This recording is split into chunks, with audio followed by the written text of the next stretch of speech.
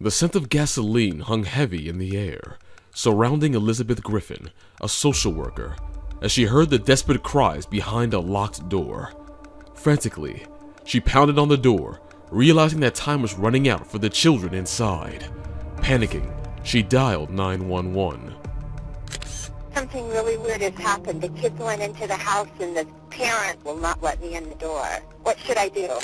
The call went on for minutes, asking irrelevant questions like what's her name and what she was doing there, ignoring the urgency.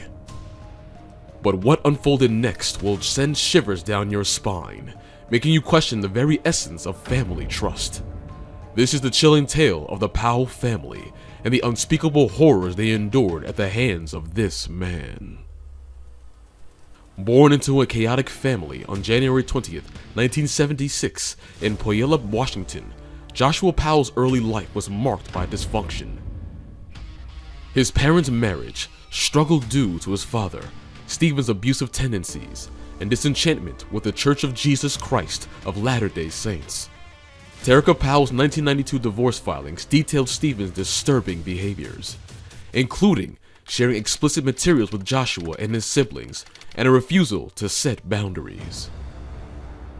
As a teenager, Joshua's behavior took a dark turn, involving alleged incidents like harming his sister's gerbils and threatening his mother with a butcher knife.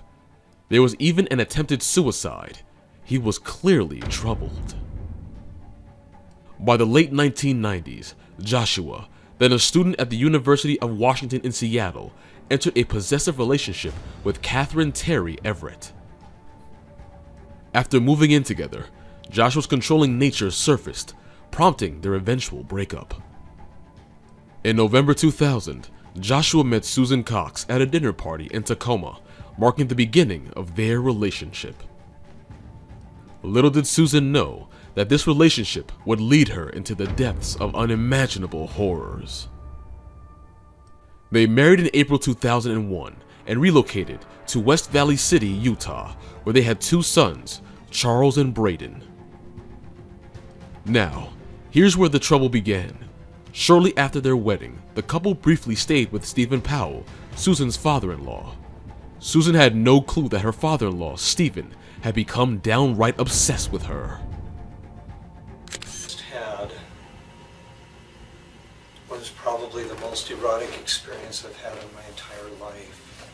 And I know she felt it. I mean, I know she couldn't have missed it. She's not naive either, I know from what I've read in her journals. He trailed her around the house with a camcorder, spied on her using a little mirror in the bathroom, swiped her underwear, and even posted love songs online under a fake name.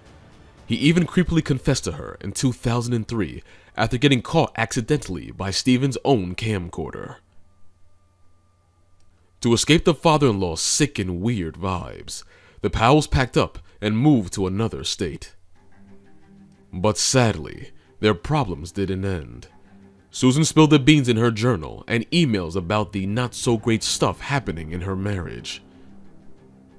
Joshua, her husband, refused to go to church and kept in touch with Stephen despite his dad's creepy moves on Susan. Friends noticed Joshua's super controlling ways and his crazy spending habits, which even led to a whopping $200,000 bankruptcy in 2007. Things got so bad that Susan recorded a video in July 2008, checking out the mess she blamed on Joshua. She even wrote a secret will with lines like, "I want it documented that there is extreme turmoil in our marriage, and if I die, it may not be an accident, even if it looks like one." If only these letters had surfaced earlier, the tragic destiny of the Powells might have taken a different, less tragic path. On a chilling December 6th morning in 2009, Susan, along with her 2 young sons, attended church services. But by 5 p.m., Susan was nowhere to be found. Joshua's mother and sister visited the Powell house after realizing the boys hadn't been dropped off at daycare. Alarmed by the absence and the overpowering smell of gasoline, they contacted the police.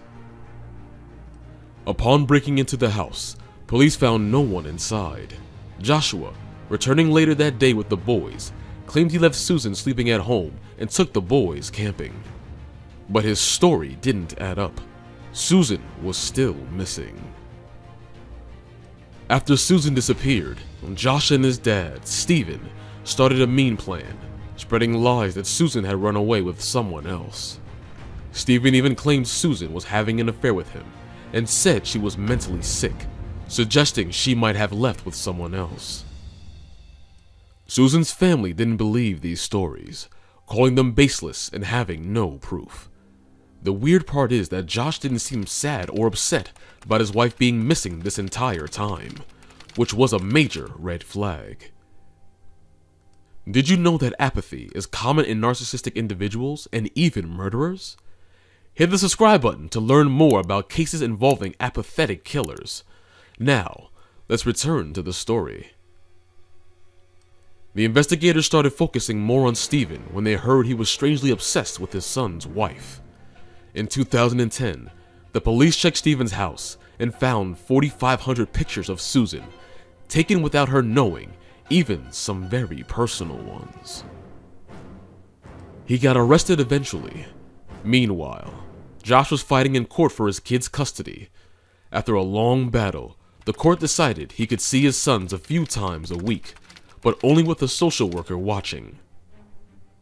Little did they know, letting the kids be with him was a huge mistake.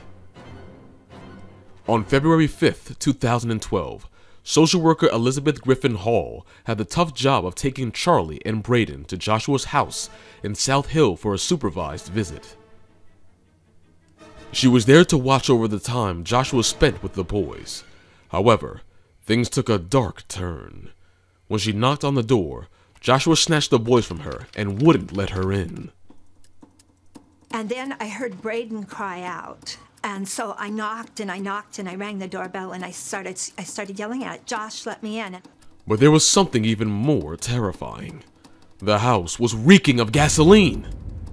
Elizabeth kept pounding the door, and the children's cries could be heard from inside. Terrified and sensing trouble, Elizabeth called 911, desperately seeking help. Time was running out, and the kids were in danger. Sadly, the response was not what she expected. Sadly, it was too late. The house suddenly exploded, taking the lives of Joshua and the two innocent children with it. The innocent children were no more. Joshua had murdered his own flesh and blood and committed suicide. When Stephen, who was in jail, was informed about the tragedy, he showed little emotion.